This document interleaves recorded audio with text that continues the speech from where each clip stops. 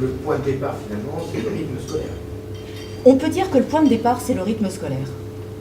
Dans quel cas, si la loi est votée, elle sera votée. La loi est votée déjà. Et elle sera appliquée, je veux dire par là. Donc, Non. comment... D'abord, il y a des communes qui, en France, ont décidé de ne pas mettre en œuvre le décret payant. Il y a, je ne sais pas combien, je crois qu'il y en a 1800 maintenant, qui ont décidé de ne pas mettre en œuvre.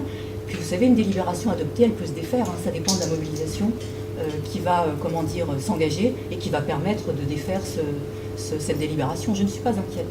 Il est vrai que nous, au conseil municipal, la position a été claire, c'était de reporter à 2015, voire 2016, de travailler surtout le contenu périscolaire.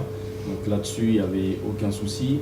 Quand vous voyez ce qui vient d'être publié dans le journal de campagne de Moulin Vibray, c'est la mise en œuvre des rythmes scolaires. Du côté des Verts, c'est clair, puisque l'initiative a été prise au mois de novembre. Et du côté des socialistes, c'est tout aussi clair dans la mesure où Razi Hammadi fonctionne comme un soldat vis-à-vis de Hollande et héros.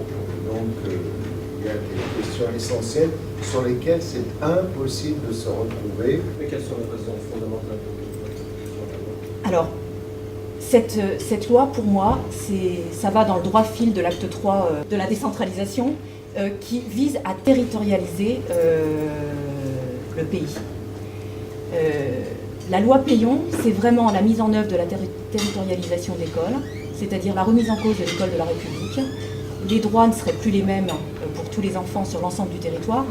La preuve, regardez ce qui se passe, par exemple, à Aubervilliers où c'est appliqué. Les activités sont différentes d'une école à une autre, d'un quartier à un autre.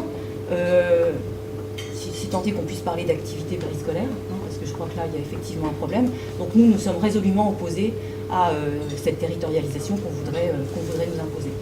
Par contre, du point de vue des biologistes, etc., les rythmes scolaires sont demandés par les syndicats d'enseignants aussi.